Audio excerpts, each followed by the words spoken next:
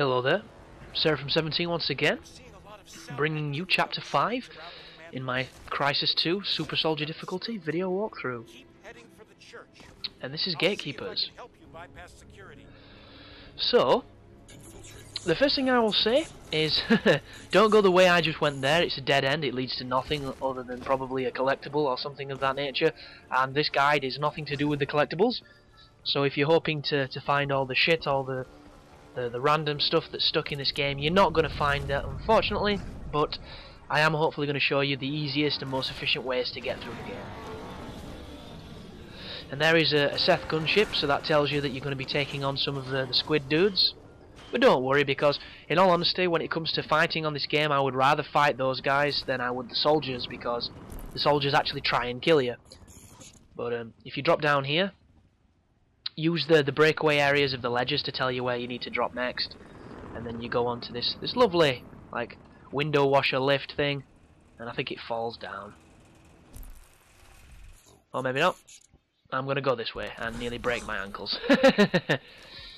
But regardless, you want to be getting down onto street level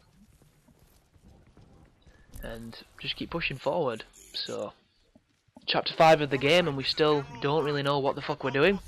But yeah, this section is interesting, and the reason for it is because once again it's going to be more soldiers taking on more Seth. And in all honesty, the Seth take the soldiers out pretty quickly, so it's generally you take them. And the luxury of this part is you're going to be getting upgrade points for your abilities if you're killing them.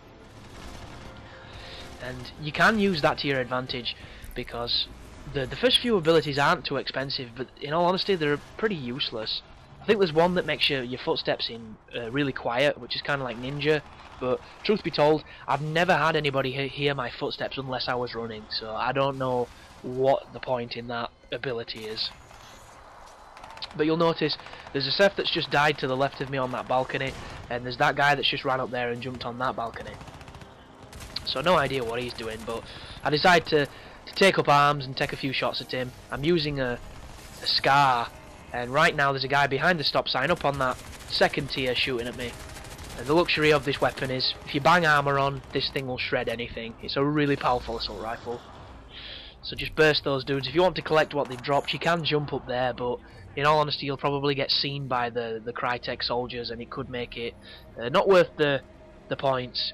So I'll put my Scarab back on because it's got a silencer, and unlucky for me, that dude sees me, and right then, no idea what was going off. I couldn't activate my armor, I couldn't do anything, and that dude really nearly killed me. So that goes to show how weak you are when you're not using your abilities. But there's some nano stuff, some upgrade points. And if you push through this convenience store, which is looking like an apocalypse has happened because there's fuck all on the shelves. It's like a Fallout convenience store, this one. But over here there's some C4, and there's another one of them. I've accidentally picked up some shit. Which is cool, because that generally shows you the PC origins of this game, where you can pretty much pick everything up. It does serve a purpose as well, because if you throw an object, it will distract the Seth, it'll distract the soldiers as well. Excuse me. But right now, we need to get across this road into that building straight in front of me. And the best way to do it is what I'm doing right now. Pay no attention to those dudes that are queued up in front of it. Just cruise around with your cloak on. And how simple was that? Nice and simple, no challenge whatsoever. Wait for your stealth to come back so you can go up the stairs and you can carry on. And I really do like all these urban environments of this game. I'm a big fan of moving through buildings that are all getting knackered and stuff like that, and it's one of the things I really liked about Bulletstorm when you did go inside. This game obviously looks significantly better than Bulletstorm because it's on a really powerful engine, but considering how much you can see, and you know, things like the draw distance and the size of the levels that you play through, the visuals on this game are even more spectacular because of the sheer quantity of what's on screen. And I mean, I can't even imagine what a top tier PC would make this game look like. It'd probably make it look like just fluent sex. But there's your checkpoint, so if you mess up, you know where you're going to be spawning from. And as we push across here, I think there's one dude on this roof. Yeah, did you see him? I think he's got an RPG as well, so try not to mess up or he might punish you. Excuse me. And for me, that generally means going into his back and stabbing him in the throat. Which I wish you could do every time, because I really don't like the neck snap. There's only been one really convincing neck snap in a game, and that was Hunk in Resident Evil 4's Mercenary Mode. He had the coolest sounding and coolest looking neck snap of any video game. I dare anybody to contest that fact. And right now is another challenging open environment, because there's a lot of dudes, there's a lot of Seth, there's a lot of lines of sight, and there's a lot of verticality to this. And the problem with that is, when you get more than one tier, you don't know who can see you at any given moment. So the way that I go through this area is obviously I abuse the cloak because it breaks the game. And I come up onto this ramp, and if you sit on this ramp here, you shouldn't be able to be seen, so you can regenerate your battery. And then you can carry on pushing through up onto this right hand balcony. But be careful, because there's a lot of Seth up here, and they will patrol very close to you, and if they get close enough they will see through your cloak. So just be careful.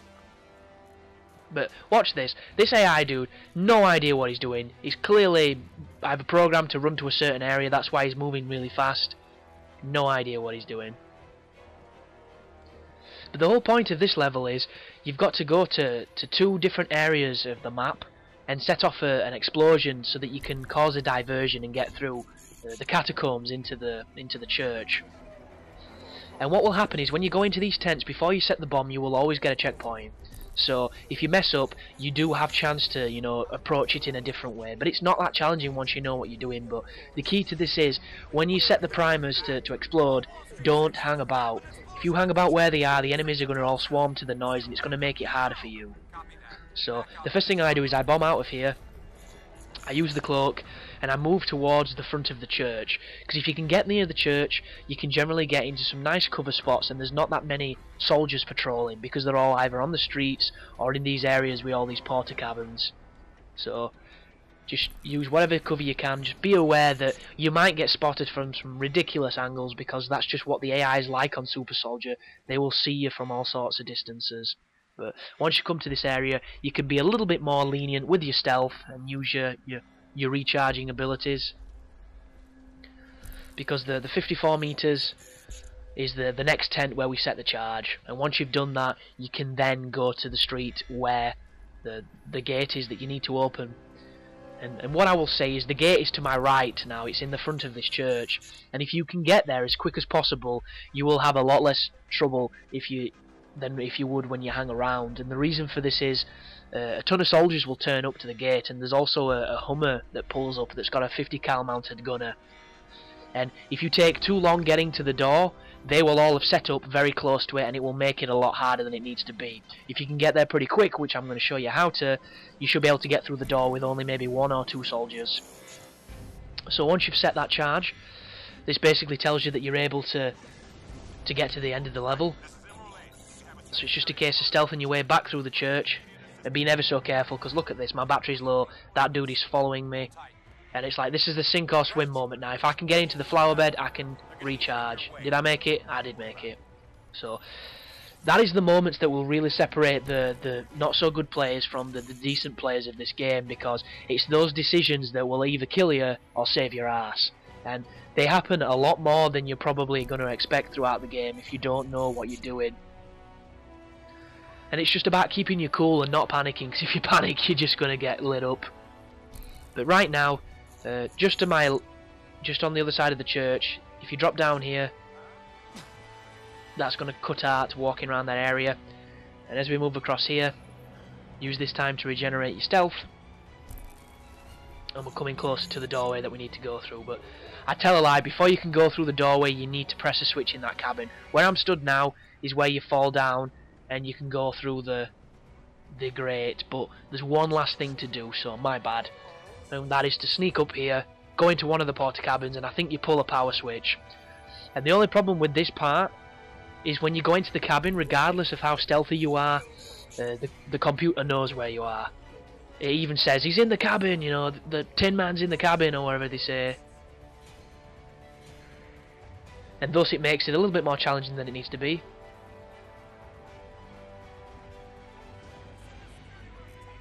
So there you go, he's in the trailer. Nobody saw me, I'm completely invisible, and yet they still knew I was there, so flick that switch, you get your checkpoint. This is where you need to push to the end of the level. Now's your chance. Get through the access tunnel. I'll meet you And truth be told, this can be kind of challenging if you don't know what you're doing, but the path that I found it makes it very simple. It's just a case of making sure you have full stealth and that you don't get unlucky with anybody walking around when you're trying to move. So if you bomb through here, follow this little avenue, regenerate your stealth because it's just in front of us, jump up over here, see that one guy? It's to the left of where that one guy is, where we need to go. So you can either stealth past him or kill him.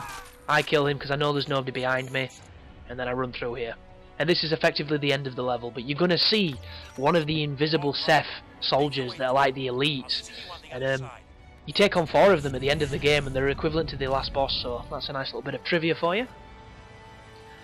But once again guys, we're coming to the end of the video, so thanks for watching, I hope it's helping, and I'll speak to you later. You take care now.